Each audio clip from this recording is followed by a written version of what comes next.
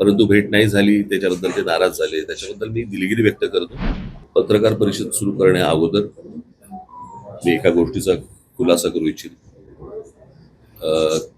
काल एक आपले खेळाडू गावित हे काल येऊन गेले. तुमच्याकडे बातम्या मी पाहिल्या.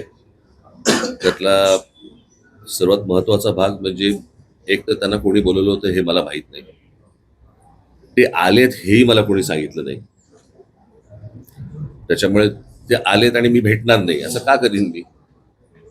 त्याच्यामुळे मला माहितीच नसलेल्या गोष्टीवरती त्या बातम्या आल्या. त्यांचाही काही गैरसमज झाला की ते 2 तास थांबले आणि मी त्यांना भेटलो नाही. परंतु मला माहितीच नव्हतं. मला कोणी सांगितलंच नाही की ते आलेत म्हणून. मला जर कोणी सांगितलं असतं मी निश्चित त्यांना नक्कीच भेटलो असतो. परंतु त्यांना कोणी बोलवलं आणि मला का कोणी सांगितलं नाही ह्या गोष्टी सगळ्या बाजूला सोडा आपण. परंतु भेट नाही झाली, त्याच्याबद्दल ते नाराज झाले. त्याच्याबद्दल मी दिलगिरी व्यक्त करतो.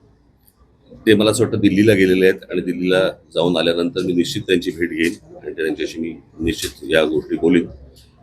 तुमचाही काही संपर्क झाला तर मला असं वाटतं त्यांच्या कानावरती ही गोष्ट घाला की मलाच काही माहीत नव्हतं. त्याच्यामुळे न भेटण्याचा काही विषय येत नाही. बाकी काय विचारा आता काय. नाशिकमध्ये सध्या सिंहस्थ कुंभमेळा नाशिकवर सिंहस्थ कुंभमेळ्यावर सध्या फोकस आहे संपूर्ण प्रशासनाचं. आपल्या सत्ता काळामध्ये सिंहस्थ कुंभमेळा झालेला होता.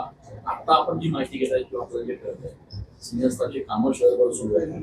काय इनपुट्स आहेत आणि काय नेमकी अपेक्षा आहे प्रशासनाची? मी तुम्हाला एक माझा अनुभव म्हणून तुम्हाला सांगतो की ज्या वेळेला मी 2 आतापर्यंत कुंभमेळे मी असताना इथे झालेत.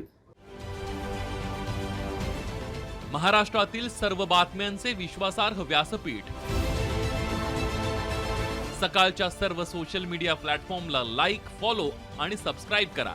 तसंच सर्व नोटिफिकेशनसाठी बेल आयकॉन प्रेस करायला विसरू नका.